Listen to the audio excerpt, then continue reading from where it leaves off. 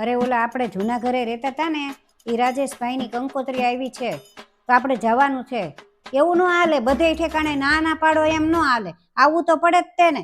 અને આપણે ક્યાંય ન જઈએ ને તો આપણા ઘરે કોઈ ન આવે.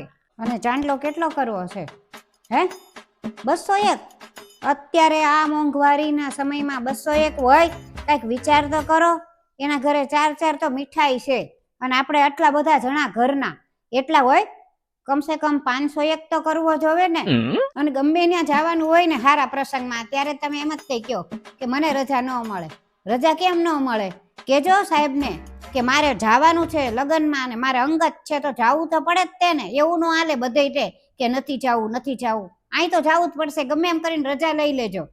અને ગમે ત્યાં જઈએ ને તો બધાય પૂછે છે કે કેમ નથી આવ્યા, કેમ નથી આવ્યા. તો મારે શું કેવું કે આ આખી દુનિયામાં કોઈ કામ જ નથી કરતું, તમે એક જ કામ કરો છો બસ. અને શું છે તારે હે? ટ્યુશનમાં એક્ઝામ છે? એ ભલે ને હોય એક્ઝામ, આવવું તો પડે જ તે ને. ન આવે એમ તો કઈ હાલતું હશે? જ્યાં ક્યાંક સારા પ્રસંગમાં જવાનું હોય ત્યાં એમ જ થાય કે મારે ટ્યુશનમાં પરીક્ષા છે, મારે ટ્યુશનમાં પરીક્ષા છે.